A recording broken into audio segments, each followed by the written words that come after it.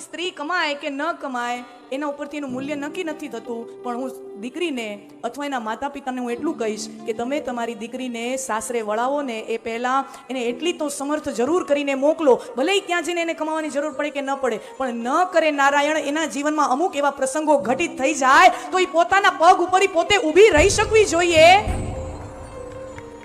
उतना समर्थ आप अपनी बेटी को बनाओ, फिर उसको विदा करो.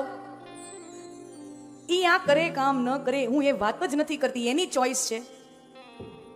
પણ ન કરે નારાયણને જીવનમાં અમુક એવો પ્રસંગ ઘટી જાય તો એ દીકરી લાચાર ન થવી જોઈએ. તમે છો બરાબર, તમે નહીં હો પછી તમારા ઘરે ભાઈ ભાઈ ભાઈ ક્યાં બતાવ. માતા પિતા હોય ને ત્યાં સુધી દીકરી કદાચ એને સાસરે અનુકૂળ કંઈક ન હોય અથવા પતિનું અવસાન ઘણા કારણો હોઈ શકે ને. કારણો તો હું અહીંયા ગણાવી ન શકું, એટલા કારણો આવી શકે. તો માતા પિતા હોય ને ત્યાં સુધી હજી દીકરીને વાંધો ન આવે, પણ પછી ભાઈ ભાભી અને એ જો સારા હોય ને સાચવી લેતા હોય બરોબર, પણ એનું કાંઈ ગેરંટી ખરી? ભાભીઓની ગેરંટી છે? कहने का तात्पर्य हम यदि चाहते हैं कि हमारी बेटी हमेशा सम्मान साथे जीवे, आदर સાથે એના સન્માન સાથે એની ખુદદારી સાથે જીવે, તો તમે એને સાસરે વળાવો ને. દાયજામાં આપણે ત્યાં સમાજોમાં એવું બધું કહે કે આને આટલા તોલા દીધા, નામ તોલા દીધા ને ઓલું તોલું દીધું, ના તોલું દીધું ને. મારા વાલા તમારી તેવડ હોય તો દ્યો, એનો રાજીપો છે. ભગવાને તમને શક્તિ આપી હોય, તમે તમારા દીકરાઓને આપો તો પછી દીકરીઓને આપો, એની કોઈ ના નથી, તમે કરો. પણ સૌથી મોટો દાયજો ને સૌથી મોટું કર્યાવર તમે તમારી દીકરીને કઈ આપી શકો ને તો એ 2, 5, 10, 20 તોલાના સોનાના પથરા નથી. ઈ તમારી દીકરીને એવી તમે લાયકાત વાળી બનાવો, એવી સમર્થ બનાવો, એ સૌથી મોટું કર્યાવર તમારા દીકરી માટે એ છે. ઈ 2, 5, 10 તોલા 20 તોલા को 50 तोला दिए हैं, ये सोना ना पथरा ठीक है, चलो दो तुम अपनी खुशी से.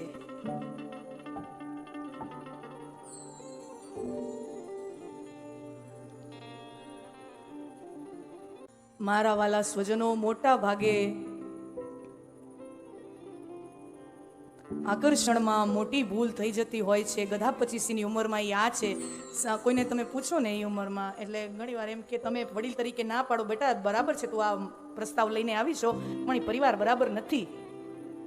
હું અહીંયા જ્ઞાતિની વાત નથી કરતી, પરિવારની વાત કરું છું, કુળ પરિવારના સંસ્કારની વાત કરું છું.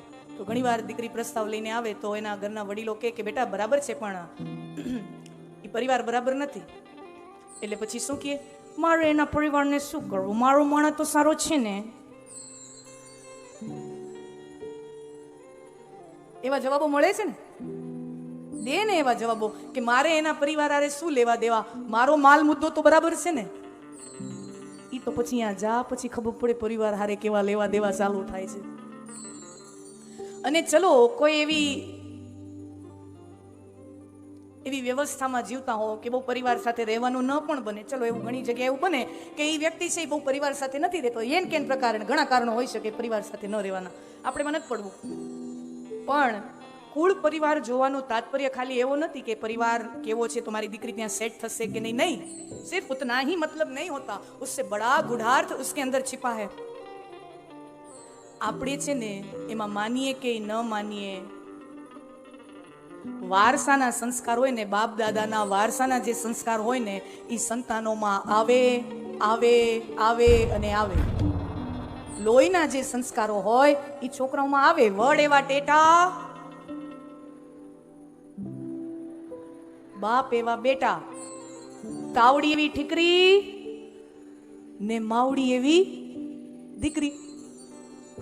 हम माने या ना माने, एक जेनेटिक क्वालिटीज, अरे शरीરમાં હોય ને, શરીરમાં કદ કાઠી જો હોય ને એમાં મા બાપનું જે શરીરના અમુક ગુણધર્મો હોય, અમુક પ્રકારની સ્કિન હોય, અમુક રોગો હોય, ઇનહેરિટન્ટ નથી કહેતા કે આને ટાઈપ A કે ટાઈપ B ડાયાબિટીસ છે, ટાઈપ 2 ડાયાબિટીસ છે, તો એ ઇનહેરિટન્સમાં આવતી હોય. वो क्या है, तो रोगो जो वारसाમાં આવે તો ગુણો ને દુર્ગુણો વારસામાં ન આવે. શરીરના રોગો જો વારસામાં આવે તો મનના ગુણો અને દુર્ગુણો વારસામાં ન આવે. મનના સદગુણો વારસામાં આવે અને દુર્ગુણો વારસામાં આવે. અપવાદ હોય કે સારો એવો પિતા હોય એને દીવા નીચે અંધારું, અપવાદ હોય બધી જગ્યાએ હોય, ના નથી. पर प्रायः ये पाया जाता है कि परिवार के जो गुण होते हैं वो संतानों में आते हैं. કુલ, શીલ, આ એક એટલો સરસ મજાનો ટોપિક છે આ ઘડિયાળમાં કાંક વાંધો છે, મારી ઝડપથી હાલે છે કે હાચે જાય છે?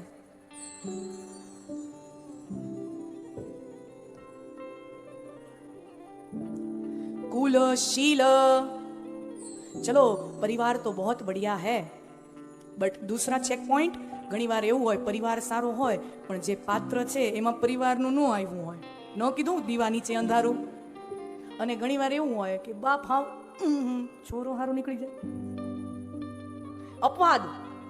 तो क्या कहा, सिर्फ परिवार पे भी मत जाओ, परिवार को देखो, फिर जो पात्र है उसका अपना शील देखो, अपना चरित्र देखो કે એની પોતાની વિચારધારા કેવી છે, ઈ પોતે માણસ તરીકે કેવો છે, ઈ પોતે પાટું મારીને पैसा पैदा કરી શકે છે કે નહીં, उसका अपना शील कैसा है, अपना चरित्र कैसा है, कुल शील। પછી કીધું રૂપ, આ બહુ મહત્વ રાખે છે। ઘણા કહેતા હોય ને કે જો આમાં શું છે તો ચલાવી લેવાનું હોય, ના, જે પ્રકારના દીકરી હોય તો એ પ્રકારે સામે છોકરો હોવો જોઈએ, જે પ્રકારનું છોકરાનું રૂપ હોય એને અનુરૂપ, એને પ્રમાણમાં છોકરીનું રૂપ हो तो ही दोनों में जो एक इंटीमेसी है, जो आकर्षण है वो टिकता है, वरना थोड़े देर टाइम के बाद ऐसा लगता है किसके पाले पड़ गए થાય। આ બહુ પ્રેક્ટિકલ વાત છે, આપણને એમ થાય ને કે એવા રૂપને શું કરવાના, દેખવાને શું કરવાના, પણ हम जानते हैं कि जो इंटीमेट रिलेशनशिप होता है उसमें ये मायने बहुत रखता है, और आज के समय में तो बहुत रखता है। પહેલાના સમયમાં આપણા વડીલોને એ ધ્યાનમાં રહેતું કે ન રહેતું એ ભલે, પણ આજના સમયે જો આ આજના સમયની માંગ છે તો અહીંયા તો રૂકમણી છે, મેં તમારું કુળ જોયું પરફેક્ટ, મેં તમારું શીલ જોયું પરફેક્ટ, અને રૂપ अधरम मधुरम नयनम मधुरम वदनम मधुरम हसितम मधुरम चलितम मधुरम मधुराधिपते रखिलम मधुरम, जिसका हंसना मधुर, जिसका गाना मधुर, चलना मधुर, बाल मधुर, केश मधुर, जेनु सगळું मधुर छे, जेनु सगळું रूपाळું छे एवा आप छो। कहने का तात्पर्य दोनों पात्रों में अनुपात का सौंदर्य भी होना चाहिए, ये चेक करो। મારી બાજુમાં ઊભો હોય ફોટા પડાવે તો હારો તો લાગવો જોઈએ, वो हरेक ई તમે કોઈ યુવકને પૂછો ને ई પછી એને મળે કે ન મળે એના અનુરૂપ અલગ વાત છે, પણ તમે એને કોઈ उसकी दिली ख्वाहिश जो पूछा जाए तो वो यही बोलेगा हाँ तो रूप तो चाहिए, और किसी स्त्री को भी पूछा जाए तो वो भी बोलेगा हाँ हाँ रूपाળો तो જોઈએ, જોવામાં ગમે એવો સોહામણો તો જોઈએ, પૂછા જાય तो यही जवाब मिलता है। तो કહે છે કુલ શીલ રૂપ વિદ્યા, બહુ સરસ મજાનું કીધું, કુળ શીળ રૂપ વિદ્યા। ઘણી જગ્યાએ સમાજોમાં આપણે એમ જોઈએ છીએ ને, હવે ન ભણ્યો હોય તો હાલે બાપા કમાય છે ને,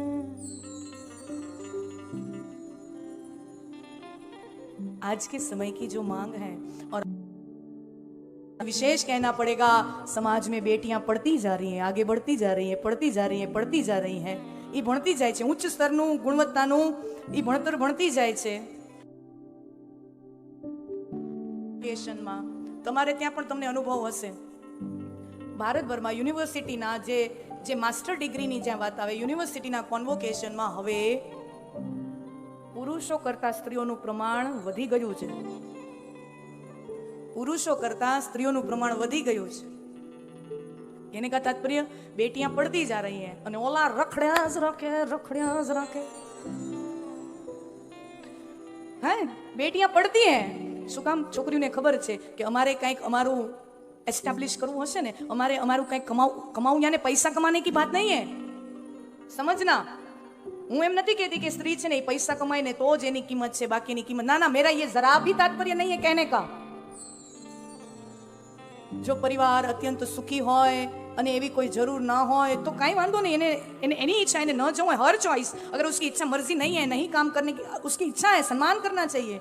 પણ હું ત્યાં સુધી કહું, સ્ત્રી કમાય કે ન કમાય એનાથી એનું મૂલ્ય નક્કી નથી થતું, પણ હું એટલું કહું હરેક સ્ત્રીને અને હરેક દીકરીના માતા પિતાને હું એટલું તો જરૂર તમને કહું, આ સમાજની દીકરી તરીકે, તમારી સ્વજન તરીકે, તમારી નાની બહેન ગણો, મોટી બહેન ગણો, દીકરી ગણો, જે ગણો, એ રૂપે હું તમને કહું કે કોઈ સ્ત્રી કમાય કે ન કમાય એના ઉપરથી એનું મૂલ્ય નક્કી નથી થતું, પણ હું દીકરીને અથવા એના માતા પિતાને હું એટલું કહીશ કે તમે તમારી દીકરીને સાસરે વળાવો ને એ પહેલાં એને એટલી તો સમર્થ જરૂર કરીને મોકલો, ભલે ત્યાં જઈને એને કમાવાની જરૂર પડે કે ન પડે, પણ ન કરે નારાયણ એના જીવનમાં અમુક એવા પ્રસંગો ઘટિત થઈ જાય તો એ પોતાના પગ ઉપર પોતે ઊભી રહી શકવી જોઈએ।